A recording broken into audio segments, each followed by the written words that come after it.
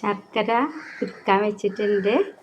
ശർക്കര ഉരുക്കി ഇങ്ങനെ നന്നായി ഉരുകി വരുന്നുണ്ട്. ഇനി ചക്ക വേവിക്കണം. ചക്ക മിക്സിയിൽ അടിച്ചിട്ട് നെയ്യ് ഒഴിച്ച ചീനച്ചട്ടിയിൽ ചക്ക അരച്ചതിട്ടു.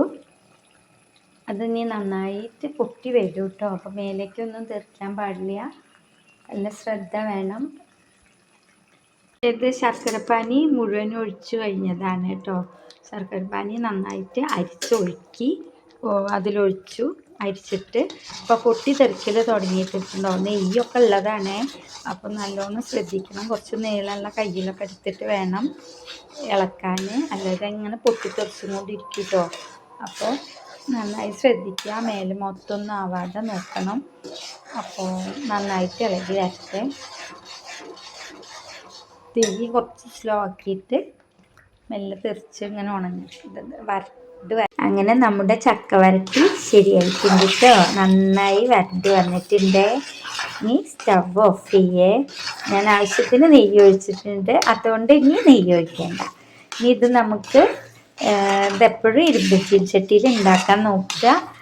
നല്ല ഇതാണ്. ഇരുമ്പ് ചട്ടുക ഉണ്ടെങ്കിൽ അതാവാം. അപ്പം ചട്ടുക ഉപയോഗിക്കാതെ ഇരുന്നതുകൊണ്ട് ഞാനത് ഉപയോഗിക്കാൻ എടുത്തിട്ടില്ല.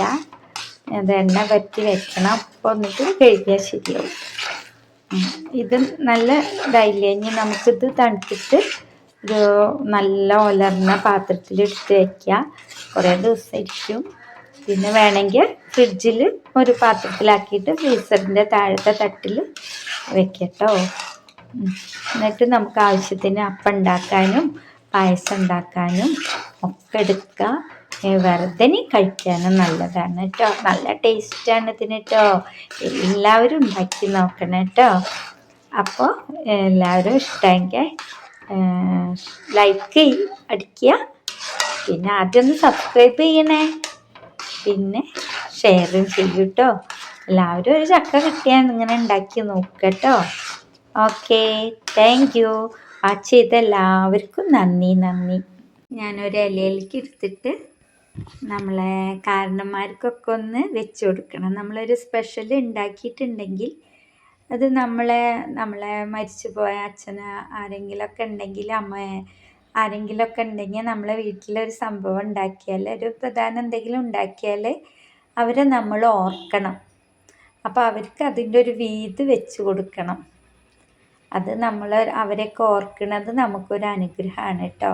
അപ്പോൾ എല്ലാവരും അങ്ങനെ ചെയ്യണേ. എന്തെങ്കിലും സ്പെഷ്യൽ ഉണ്ടാക്കിയാൽ നമ്മളെ പൂർവികർക്ക് അവരെ ഒന്ന് ഓർത്തിട്ട് വേണ്ടവർക്ക് ഒന്ന് ഇലയിൽ അല്ലെങ്കിൽ നല്ല ശുദ്ധിയായൊരു പാത്രത്തിൽ മാറ്റി വെച്ചാലും മതി കേട്ടോ.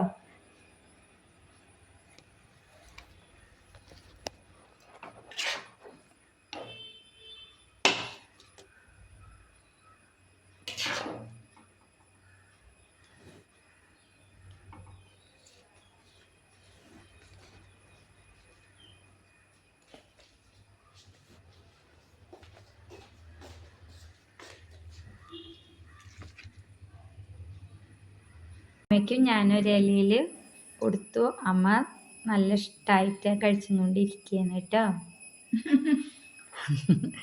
കണ്ടില്ലേ, സന്തോഷമായി കേട്ടോ. എൻ്റെ അമ്മയ്ക്കും